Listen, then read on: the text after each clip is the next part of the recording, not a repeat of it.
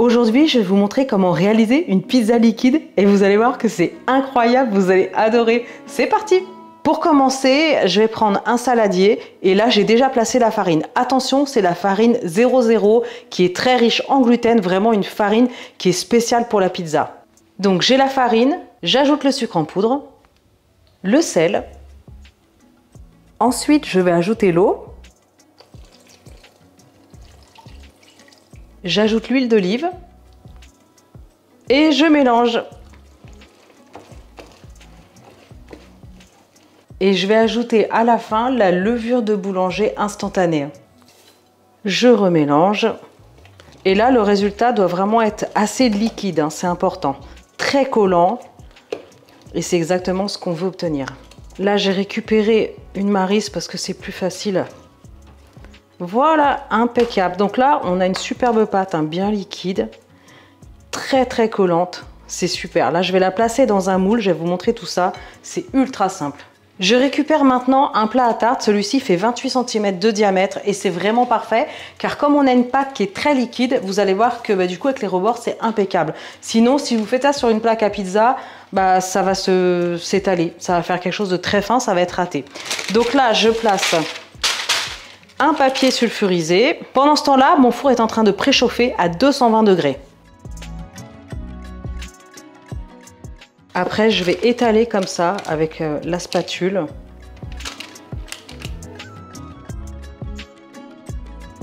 Là, c'est bon, la pâte à pizza est prête. Donc maintenant, il ne reste plus qu'à garnir. Et oui, on va garnir directement sur quelque chose de liquide. Vous allez voir que c'est incroyable.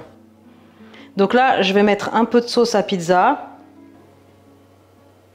Une petite sauce tomate pour pizza, hein.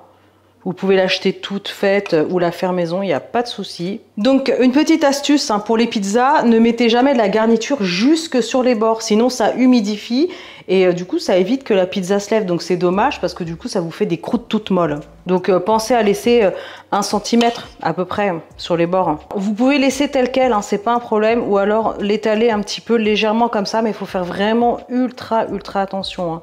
Faut pas trop bouger la pâte en dessous. Moi, j'ajoute de l'origan. Je continue avec de la mozzarella râpée. Pareil pour la garniture, hein. Ne mettez pas sur les rebords. Et vous verrez qu'à la fin, j'ajouterai du basilic frais et du jambon italien. Ça va être incroyable. Allez, ça part au four. Il est préchauffé, ça y est, à 220 degrés. À tout de suite. Ok, donc là ça sort tout juste du four. Alors je vous explique la manip. J'ai laissé 15 minutes chauffer en haut et en bas. Et ensuite j'ai baissé parce que ça commençait à aller un peu vite sur le dessus. Et j'ai prolongé de 5 minutes mais avec le four qui préchauffe uniquement par le bas. Donc il y a une petite manip à faire à un moment donné.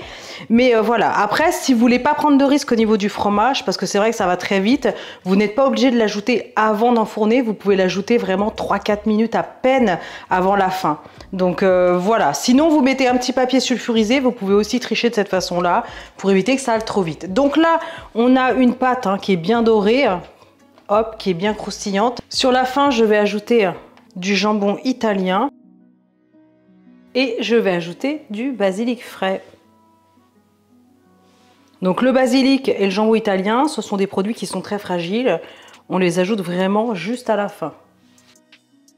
Et moi, j'aime bien rajouter un petit peu d'origan comme ça sur la fin. Je trouve que c'est super joli. On a une pizza de rêve. Allez, dégustation.